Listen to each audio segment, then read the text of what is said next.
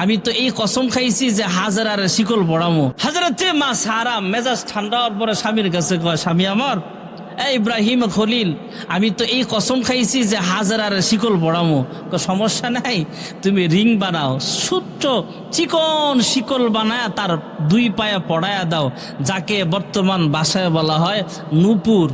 নূপুর বললে মহিলাদের সুন্দর কবে না আরো বাড়ে। তবে নূপুর পইরা নূপুরের ঝনঝন আওয়াজ পর পুরুষকে শোনানো যাবে না। নাকফুলের সৌন্দর্য পর পুরুষকে দেখানো যাবে না। কানের দুলের সৌন্দর্য অন্য মানুষকে দেখানোর জন্য নয়, এটা একমাত্র স্বামীর জন্য রিজার্ভ থাকবে। কার জন্য? স্বামীর জন্য। আমরাও কত বেহায়া, আমরা যারা স্বামী, আমার নিজের টাকা দিয়ে বউরে নাকফুল কিনা দিলাম, কানের দুল কিনা দিলাম, ঝুমকা কিনা দিলাম, পায়ের যে ঝুমকা কিনা দিলাম, এখন এগুলা পইরা পায়ের নুপুর কিনা দিলাম, এগুলা পইরা নিজে দেখে না। মোটরসাইকেলের পিছনে বসায় ঘুরে, হ্যাঁ তো গাড়ি চালায়, আর হের বউরে 100 বেড়ায় দেখে, আছে না নাই?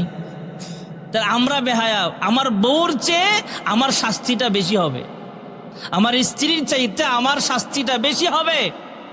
তুমি নিজের টাকায় কিনা দিলা, নিজের বউরে নিজে দেখতে পারলা না, পর পুরুষ দেখলো। এরা দেখা বিভিন্ন কথাবার্তা বললো, উপহাস করলো, নিজে নিজে মনে মনে তোমার বউরে ভালো লাগছে, বিভিন্ন শয়তানি মনোভাব মনের ভিতরে আনছে। অতএব আমরা যারা স্বামী আছে আমরা সচেতন হই। নূপুরের আওয়াজ, স্ত্রী যারা আছে আপনারাও সচেতন হন। নূপুরের আওয়াজ পর পুরুষকে শোনানোর জন্য নয়, কানের দুল মানুষকে দেখানোর জন্য নয়, নাকফুল পর পুরুষকে দেখানোর জন্য নয়, এটা একমাত্র স্বামীর জন্য বরাদ্দ। আলহামদুলিল্লাহ বলেন, এটা নেয়ামত, আমাদের স্বামীদের জন্য নেয়ামত। আমার স্ত্রী, আমি যখন বাড়ি যাই আমি বলি আমি আইলেই পইরো, এমনি পইরো না বলে দেই। অনেক সময় নিজেই চুরিগুলো পড়াইয়া দিই, ভাই খুইলা দিই, এগুলো মহাব্বত, পড়াইয়া দিবেন। মহাব্বতের সাথে স্ত্রীকে অনেক কাজ করানো যায়, পর্দা নিশীন বানানো যায়। বহু বেপর্দা নারীকে স্বামী বুঝায়া নসিহত কইরা পর্দা নিশীন বানাইছে। নামাজি দাড়ি ছাড়া স্বামীকে স্ত্রী বুঝায়া দাড়িওয়ালা আর নামাজি বানাইছে, এমন আছে না নাই? হযরতে মা সারা আলাইহিস সালাম যখন কসম খায়া ফেলছে, এখন তো পায়ের নুপুর, এরপরে নাকফুল, কানের দুল যখন পরাইছে, সৌন্দর্য কমছে না বাড়ছে? ইব্রাহিম আলাইহিস সালাম কয়, মাশাআল্লাহ।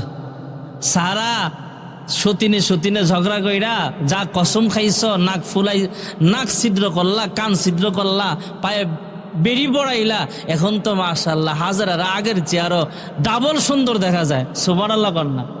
আর এগুলা বললে তো কালো মহিলারও ভাল লাগে। নাকফুল, কানের দুল, স্বর্ণের পরায়, আপনি নুপুর পরায় দেখেন, নিজের বিবি কালো হইলেও পরায় দেখেন, ভাল লাগবো, অনেক সুন্দর লাগবে। তো মা সারা আবার কসম খাইছে, খাড়া তোরে দেশান্তর করবো, এই বাড়ি থেকে তোরে বের করে দিব।